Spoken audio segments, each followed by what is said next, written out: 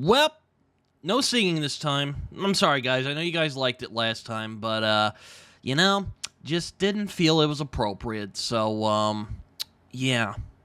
June's already over, though? That's crazy. Feels like it just started yesterday. It's ridiculous.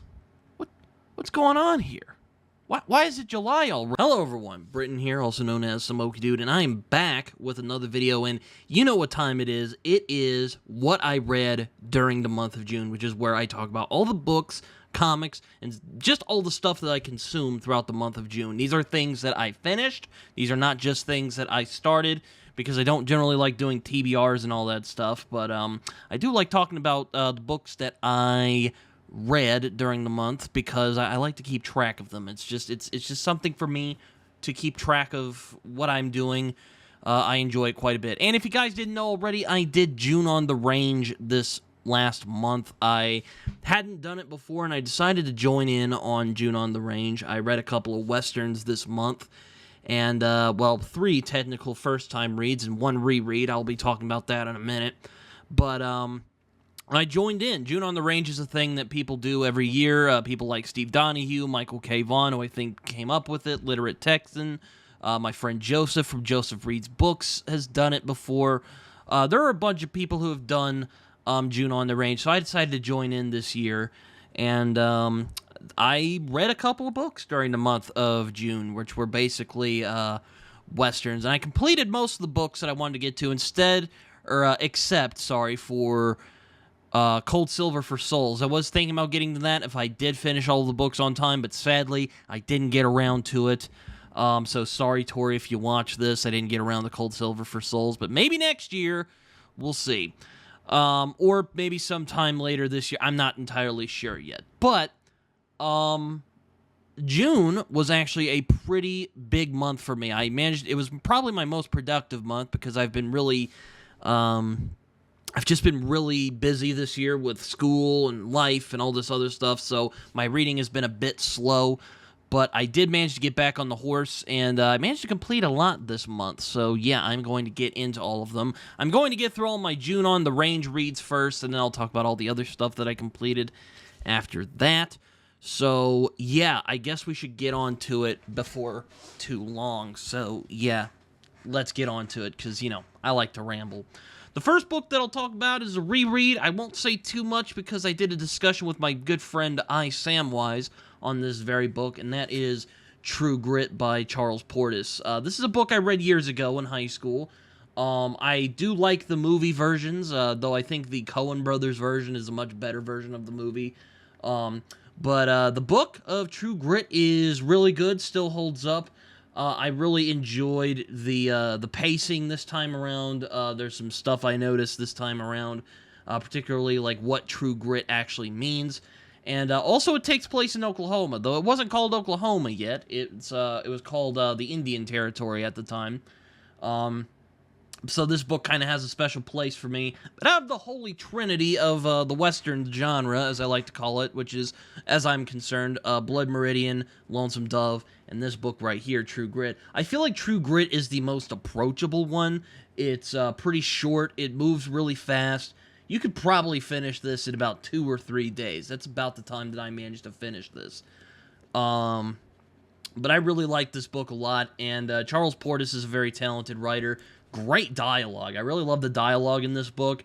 There's a lot of really great humor, and the characters are very memorable, from Maddie, the main narrator of this book, to Rooster Cogburn, and of course LaBeef. There's some other ones that are really memorable, but True Grit is a really good book, and definitely one I recommend to a lot of people. I think it's a really good one if you're interested in reading Westerns as opposed to just watching them. Because I do love Western movies more than I appreciate Western literature, but I've been kind of slowly getting ahead of that.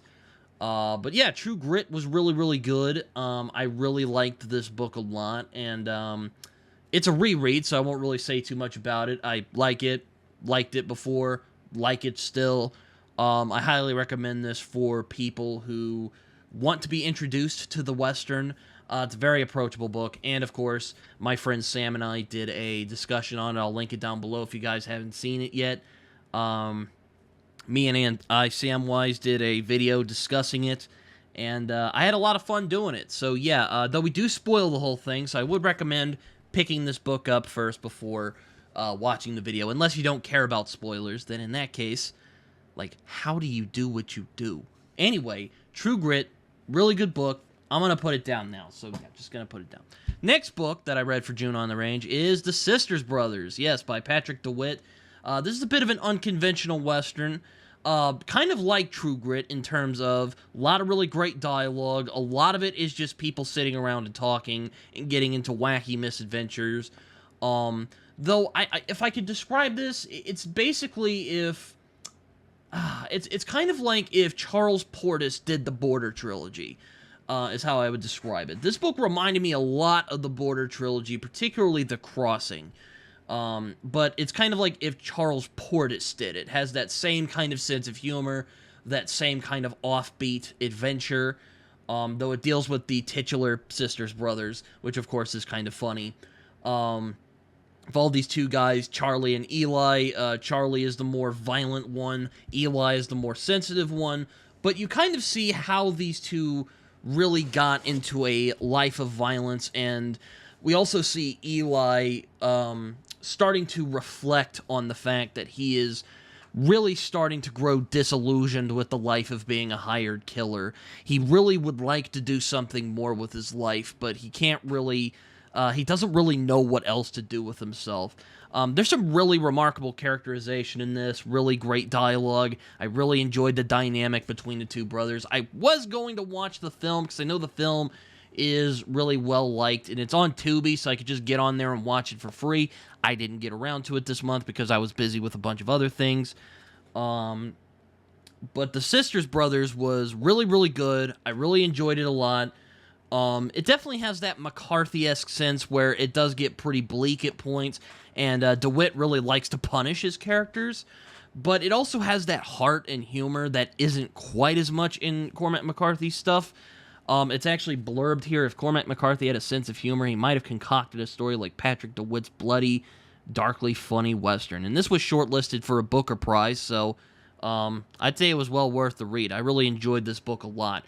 Really great dialogue, really great characters, some really surprisingly tender and emotional moments in this book, particularly with Eli as he struggles to connect with other people, because really deep down he just wants to have a normal life. He just wants to connect with people.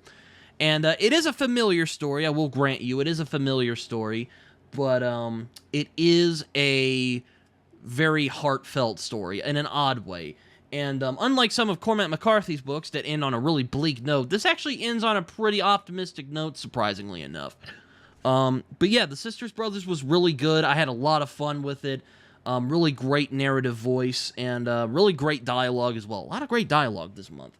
So yeah, The Sisters Brothers. Highly recommended, especially if you're a fan of the Border Trilogy. Speaking of the Border Trilogy, I finished it this year. I finished the Border Trilogy. I read Cities of the Plain from Cormac McCarthy, and I really enjoyed it a lot. This was a really, really great ending to the trilogy, and it's really neat because we actually get to see the main character of The Crossing, Billy Parham, and the main character of All the Pretty Horses, John Grady Cole, come together, and we get to see how they interact with each other, how they view the world, how they're different from each other, and how similar they are from each other. And it's really, really a great book. This is probably the one. I was definitely more emotionally engaged with this than I was in The Crossing, and that's saying a lot because The Crossing is a devastating book, and I remember describing it last year as probably the saddest thing that Cormac McCarthy ever wrote, which is saying a lot. But this gets really sad, too. They say this is a lot lighter and funnier, which it is. There is some great humor and heart in this book, surprisingly. But, man, especially towards, like, the tail end of this book, it gets really frickin' sad. Because Cormac McCarthy really likes to punish his characters. I don't know why. But that's just how the guy rolls. But I really liked Cities on the Plain. It's a really, really good ending to the Border Trilogy. And also just a lamentation, very much what this trilogy... I find that out of all the 3 books, this one really sums up what the whole series is about. And that is a lamentation of the fact that the Wild West, the Old West, is going away, and now the New World is coming in. And it's a really, really sad... it's very melancholy, but there's also this sense of adventure and love and hope as well into it. There's that dark beauty that Cormac McCarthy is so well known for. And I really enjoyed Cities of the Plain a lot. I really liked it. I thought, is it one of the best things Cormac McCarthy has ever done? I don't know. But there is a lot of fine work from McCarthy in this book. And it's also a really, really great ending to the trilogy. It's much more approachable than The Crossing. The Crossing can be a very dense book. Now, the untranslated Spanish is a pain in the ass, but that's kind of just par for the course. I mean, it's that way with all 3 books, but, you know, not really a big criticism. I just looked it up on Google Translate. I know, I'm a lazy bastard. What can I say? But Cities on the Plain, really, really good. I enjoyed it a lot, so, yeah, I'll just put this down now. The last book I read for June on the Range is actually from an acquaintance of mine and a fellow Okie, and that is All God's Children by Aaron Gwyn, who you might know if you're familiar with the American Gwyn channel. He talks a lot about Cormac McCarthy and other classic literature.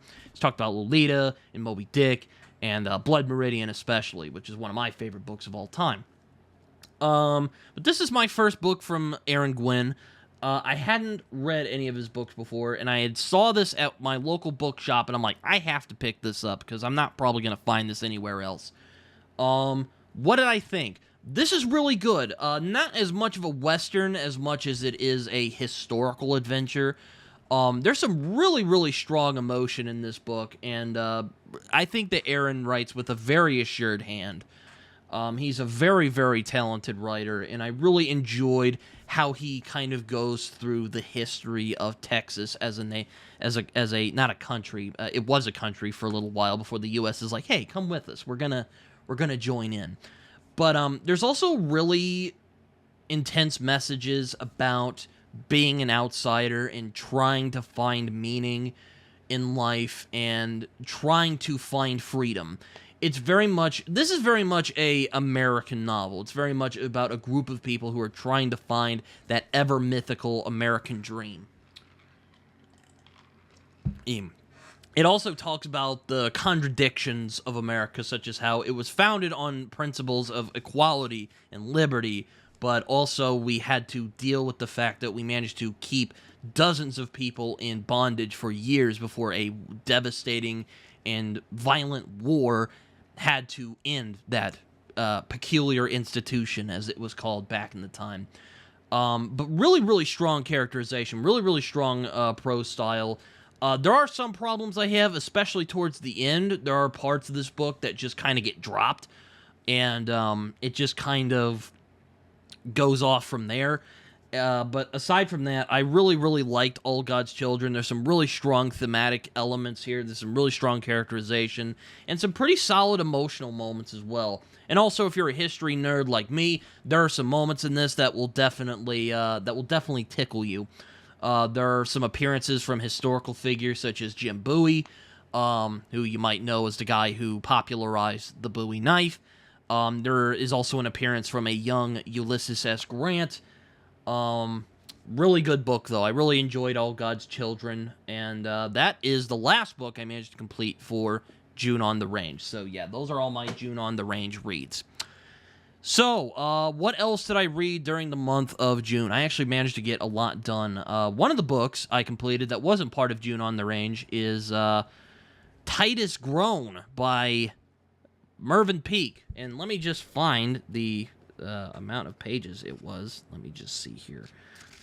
The pages, as I've pointed out before. That. So I read that right there, all that. And my parents were asking me once again, because kind of like with Jonathan Strange and Mr. Norrell last year, they saw me reading it and going like, are you going to read all that? Like, are you going to read all of that? No, I just read the part that is Titus Grown by Mervyn Peake. And, man, how do I describe this book? I mean, it's really it's really kind of hard. A lot of people say that Malazan is a hard read. A lot of people say that Black Leopard Red Wolf is a hard read, which, that's fair. It is. It can be a complicated read. And I did just start Malazan, so for the Malazan fans, I'm sure they're excited. Yeah, I started Gardens of the Moon. This book will test your limits. I'm not kidding. This book is an achievement. And a lot of people who generally don't like J.R.R. Tolkien or are just kind of sick of J.R.R. Tolkien often point to this series as the true and underappreciated fantasy classic. I don't think that's necessarily fair. I think that Mervyn Peake is trying for something completely different than what J.R.R. Tolkien was going for. But I definitely can understand how this could be fantastical. There is definitely that hint of the supernatural in this book. But there's not a lot of very intense magical elements. There's not a lot of the magical mainstays that you see in fantasy. It's really about this big castle called Gormenghast and the strange characters who populate it. But in this book, there's actually some really surprisingly amount of subtle characterization. And I really enjoyed the world of Gormenghast. I really enjoyed really getting to know Gormenghast and the people who were in it. Now, there were some moments that kind of fell flat, but there's also some really interesting moments of subtle characterization and thematic depth as well, particularly with themes of class. And there's also the deconstruction a bit, or what I noticed as a bit of a deconstruction of the self-made man in the character of Steerpike. But I really had a interesting time with this book. It's one of those books I call the War of Attrition kind of books, where it really takes a lot of energy to read it, to understand what's going on. Well, actually, I should back up. The story of Titus Groan is very, very straightforward. It's very simple. It's about the birth of the titular Titus Groan, who is going to be the next Earl of Castle Gormenghast. But it is the world that Mervyn Peake creates and the characters that he populates this world in that it really captures that really is what makes it complicated. The prose in this book is absolutely astonishing. The mere descriptive ability, the character voice, the way that he really makes, the way that Mervyn Peake plays with language, the man is a true stylist, up there with guys like Vladimir Nabokov and, even Cormac McCarthy for that matter. But, I don't really know how to describe this book. Maybe I'll do a review of it at some point, but I've been just melding on this book ever since I read it. But I will say, I changed my mind as I was reading this, and I've decided to do what I did with the Border Trilogy, which is I'm going to read each book throughout the years. So next year I'm hoping to read Gormenghast, the book, not the series. But I did read Titus Groan, and I really, really admired the artistic leaps that Mervyn Peake took. And he really shows that you don't necessarily need fantastic creatures and magic and all that weird shit. All you need is a strange location with strange people populating it. And I really can't wait to get more into the world of Gormenghast. I thought this was a really, really unique piece of fantasy. You would be remiss not to read it, but do be warned. It is a very dense read. It will take everything you got. So just to let you know, Gormenghast is the real deal. While the story is very straightforward, it is the prose style, the world, everything that is complicated. I will say that. I don't want to scare people off. Just be warned, this will take a lot of energy to read because Mervyn Peake is a master stylist, and the guy really knows what he's doing. And from what I hear, he only gets better from this point. So yeah, Titus Groan, that is the only non-June on the Range book that I managed to complete. So yeah, there we go. There. As for the comics I read in June, I read a good couple, actually. I read about 3, and I managed to complete them. I've started some other ones. I'm still doing my reread of Sweet Tooth, which I'm doing on my Discord, as well as Talking Stories Discord, if you want to join me. I should be ending it by next week, though, so, but, we're still doing it. But yes, I did read a couple of comics this month, so let's get into some of the ones that I read.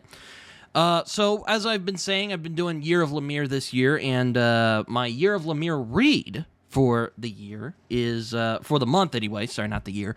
I did his Green Arrow run that he did with Andrea Sorrentino. As a matter of fact, this is where the two of them first met. This is the first real major collaboration that they did together.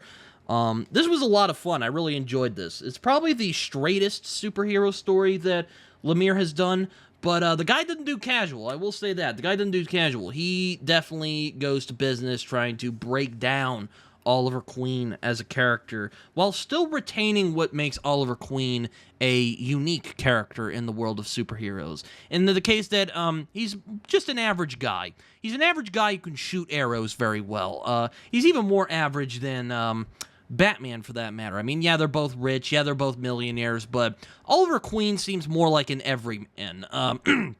Batman is very much a guy who has built himself into this force of nature, basically. But Green Arrow, he's just a normal guy who can shoot arrows very well. And he can fight. I'm not saying, like, you know, he's completely useless or anything. But he's generally more of the down-to-earth guy. There's not as much the political commentary that you would expect in a Green Arrow run, and I'll admit I don't know as much about Arrow, I just know the Arrow TV show, though I will say, if you're a fan of the Arrow TV show, this is a good book to read. This definitely feels very much in that tone of the series. It doesn't get as soapy as the Arrow TV show does, but it does have that similar feel. It does have that similar style. And if you're familiar with Ricardo Diaz, one of the villains from the series, this is the run where he first came from. Jeff Lemire, though, he really goes to work trying to not just deconstruct Green Arrow as a character, but also to reimagine his origins. We get to know the real reason that he showed up on the island. And we also get introduced to some new characters. We get the reimagining of Count Vertigo and showcasing why he's one of Oliver Queen's greatest enemies. And it's just really fun to read. I really enjoy it. And also the art of one Andrea Sorrentino is, as always, just absolutely incredible. Just look at that. The paneling there is incredible. And he does his widespreads, the weird widespreads that he likes to do, like this right here. Just really, really incredible stuff. I really like him and Jeff working together because they're really good together. I really enjoy them. And there's even some artwork from Dennis Cohen, I think is how you pronounce it, and Bill Sienkiewicz. They did the Question run from back in the 80s with Denny O'Neil, which is kind of an underrated gem. You can see the art for that right there. They do a couple of flashback issues, but it's mostly Lemire and Sorrentino. And I don't know if this is the best thing they did together. That probably goes to Gideon Falls, because Gideon Falls is just insane. But this one is a lot of fun. I really enjoyed it a lot. If you're a fan of Green Arrow or just a fan of DC Comics, I would recommend picking up Green Arrow. I had a lot of fun with it, and it was a good read for the Year of Lemire in June. So yeah, let's put this down. The other two are ones I don't own. I end up borrowing them, so I'll just get through them real quick. The first book that I'll be talking about is Gotham City, Year 1 by Tom King and Phil Hester. I really enjoyed this book. I'm generally on and off when it comes to Tom King. I do think he is capable of brilliance. If his Mr. Miracle and The Vision in particular can speak to that, I do think he can be a very fantastic writer when he puts his mind to it. And even Superman Up in the Sky, which I actually covered earlier this year, is also a good indicator of his talent. But there are some times he misses, and I was kind of curious to see where Gotham City Year 1 I wonder where it would fall in the equation. I'm happy to say this is one of his better works. I really enjoyed this book. It's a really smartly paced, really well written reimagining of Gotham, but also a reimagining of one of the original characters of Detective Comics, even before Batman came into the picture, and that is Slam Bradley. A lot of people might know Slam Bradley if you're like real hardcore DC fans like myself. Darwyn Cooke used him a couple of times in some of his work, such as The New Frontier, especially in his Catwoman stuff he used Slam Bradley. He's even mentioned in Batman Year One at the very beginning. So he is very much a player in Gotham City. And basically, Slam Bradley was kind of the Batman before Batman became a thing, except he wasn't really a vigilante. He was just a regular private investigator.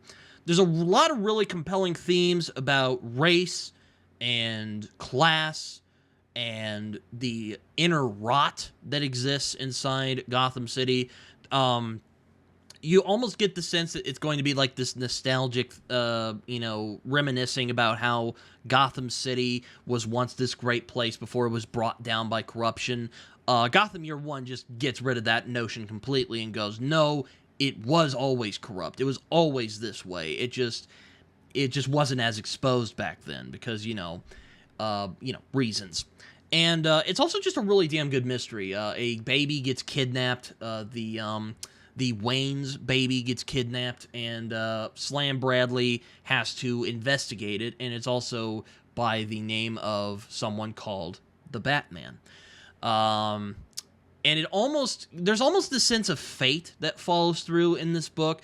The sense that, it was always destined for the Waynes to go through that tragedy and end up losing Martha and Thomas for Bruce to become Batman. It almost feels like a foreshadowing to what will happen. But this is also just a really good standalone story on its own. There's a lot of really great themes in there. There's a really good story, really fast-paced.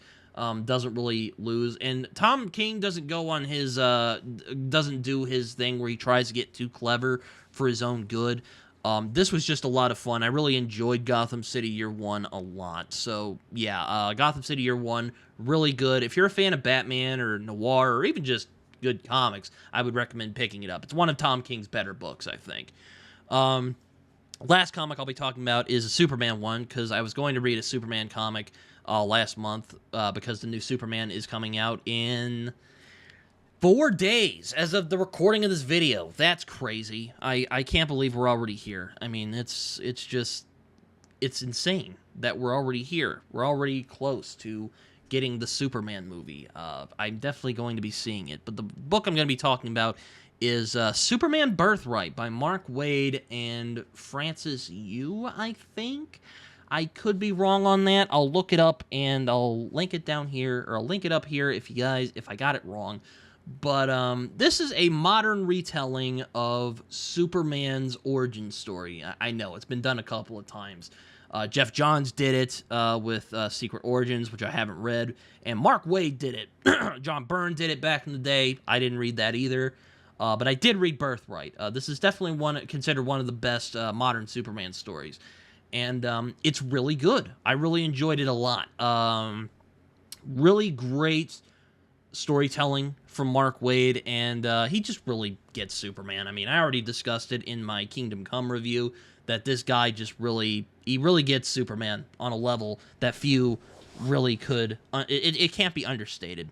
That isn't Grant Morrison anyway. Is it All-Star Superman? Not quite. But what it is a very well-paced, really consistently well-penned story about a man coming into his own, wanting to do the right thing, because that is what he's meant to do.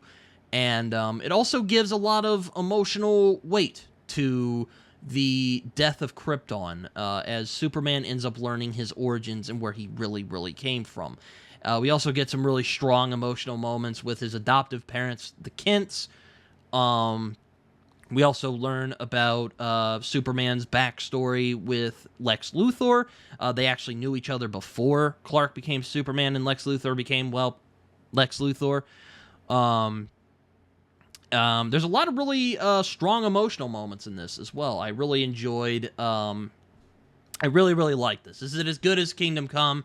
No, I don't think anything will be as good as Kingdom Come in terms of Mark Waid's work, but this was really good. I quite enjoyed this.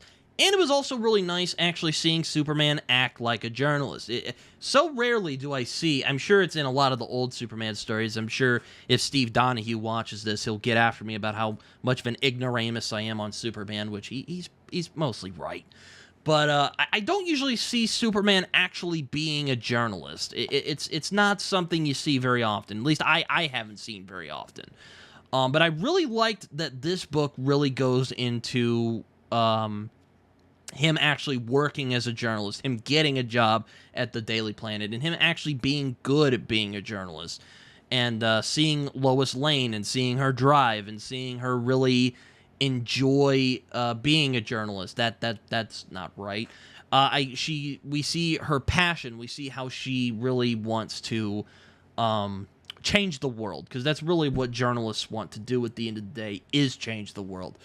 And that's what Lois Lane wants to do, but she often gets these, crappy stories from Perry White about, whatever. But I really enjoyed Superman Birthright a lot. It definitely is one of the stronger stories that Mark Waid has done. Because Mark Waid, I do like him, but I do think he can tell some pretty mess stories from time to time. Like his Daredevil run, I really was not a big fan of his Daredevil run. I thought it was pretty lackluster. But when he's on Superman, that guy does not slack. I really enjoyed Superman Birthright quite a bit. And they just recently, funnily enough, put it in the compact book. I won't get it because I don't like the compact books they've been putting out. I don't like how it looks. It looks stupid. Why are you putting these classic stories in these really kind of smaller books? I'm not going to go there. But Superman Birthright, I really enjoyed it. It's a good one if you want to read. It's a good one to read before watching the Superman movie. It definitely has that tone, and it definitely feels like Superman. I know that it inspired Small World. I know a lot of people not Small World, Smallville, my bad. I know a lot of people really love Smallville. I haven't watched it myself, but I do know that him and Lex Luthor were friends in the show, and you can definitely see that reflected in this comic. I don't know if the comic was influencing the show. I have no idea. But I really enjoyed Superman and Lex Luthor's dynamic, and I really like how Waid really gave it depth. It's not just, Lex Luthor hates Superman because there was a weird accident that took away his hair, which, by the way, that's true. That is a real reason that Lex Luthor has hated Superman in the past. Or that he's just this delusional narcissist who hates Superman because, he makes him feel inadequate, which there is that. I'm not saying there isn't that, but there is more of a personal connection between Superman and Lex Luthor. But Superman Birthright was really, really good. I really enjoyed it a lot. I enjoyed it a lot more than I thought I would. Which, shouldn't have been a surprise because, Mark Waid is generally in tip-top shape when he's doing Superman or, many of the other DC heroes. I generally think he's better when he does DC more than he does Marvel. But, that's only going off of my experience. But, yeah, those are the comics I read during the month of June. Movies. I only saw one. 28 Years Later. I liked it a lot. I really like 28 Days Later. 28 Weeks Later, I like as well, though I was kind of disappointed that it kind of turned into a more generic zombie movie, despite some very strong performances from Jeremy Renner and Robert Carlyle in particular. But I'm glad that they managed to bring back the 28 Days Later franchise, because I really like 28 Days Later, and I do like in this movie kind of a slight spoiler, I guess. But I do like in 28 Days Later, and they continue this trend in 28 Years Later, that the rage virus has only been contained to the UK. The rest of the world is going on like normal, while the UK is basically turned into Mad Max at this point. Basically turned into The Last of Us at this point. Really effective characterization and a really beautiful message about coming to terms with the limitations of your parents. I really like how 28 Years Later, I didn't notice it the first time around, but as I thought about it more, I really liked how 28 Years really reflected 28 Days Later. There is very much that recurring motif of fatherhood and parental figures. You really see that in 28 Days Later. 28 Years Later kind of carries that trend. But there's also a surprisingly really beautiful message about coming to terms with mortality and coming to terms with the fact that we will all die someday. We will all fade from the earth. And there's a really beautiful scene, particularly towards the end of the movie, where our main character has to come to terms with the fact that, yeah, the people around him, the people he cares about, they are all going to die someday. And, there's nothing he can do about it, but you can appreciate them while they're still here, but also you can give them the respect that they deserve after they die. And there's a really beautiful sequence. I do like this a lot more than like Civil War and Warfare, which I watched earlier this year, and I also liked it a lot more than Civil War. I will say that. But a really, really beautiful, I thought, message. And this is actually the start of a trilogy. The next one's coming out in January, I think, so I'll definitely be watching it. But I really like the direction that Alex Garland and Danny Boyle went in. They came back together for this role. And Danny Boyle is often on and off. He'll make some really good movies, and he'll make some kind of crappy movies. But this was a really good one. I really enjoyed it. There were a couple of gripes I had with it, but they're very minor. Like for instance, like why the hell is the guy? Why are the kills so stylized? This isn't fucking Sniper Elite. This isn't Sniper Elite. Fucking 28 days later version. This is 28 freaking years later, man. But yeah. Anyway, like the movie. I really like how it explores how the UK has kind of gone on since the events of the 28 days and weeks later. They do some slight retconning of 28 weeks later, but it's not like super like a big deal. Alex Garland has basically just said he doesn't really give a shit about canon or however you want to call that.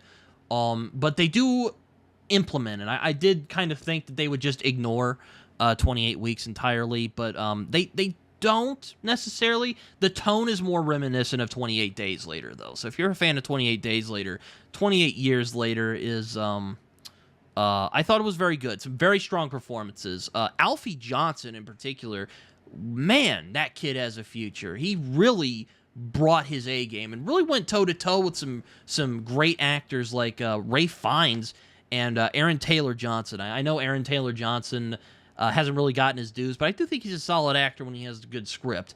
And Alfie Johnson goes toe-to-toe with them both. He really is. And Jodie Comer is in this film. And he just goes toe-to-toe with all of them, and this kid is completely believable in the role. Jack O'Connell makes an appearance in the movie. He was in Sinners. He's in this movie as well. Just kind of as a teaser, though. He doesn't really have much of an appearance. But man, looking forward to the next 28 years later, because I really enjoyed this first movie a lot. A lot more than I thought. A lot more than I thought I would. So, yeah. Yeah, that's about all I read and watched during the month of June. I knew this was probably going to be a longer video than usual, so hopefully you guys have stuck till the end. What did you guys read during June? Did you guys do June on the Range, or did you guys just decide screw it and do your own thing? Either or is, totally fine. Let me know in the comments. As I like to do before the end of these things, like, subscribe, comment, do all that fun stuff. You can find me on Twitter. You can also find me on Goodreads and Letterboxd, where I do reviews that are probably more coherent than the one you just heard right now. You can find me on Instagram. You can also find me on Blue Sky. I'm starting to get the hang of Blue Sky, but I don't use it very often. Like I said, like, subscribe, comment. As my friend John Minton likes to say, it feels good when you press that like and subscribe button. It just puts a pep in your step, if you know what I mean. But anyways, hope you guys enjoyed this. I will be heading off, and until next time, hope you guys enjoyed this video. I will see you guys later.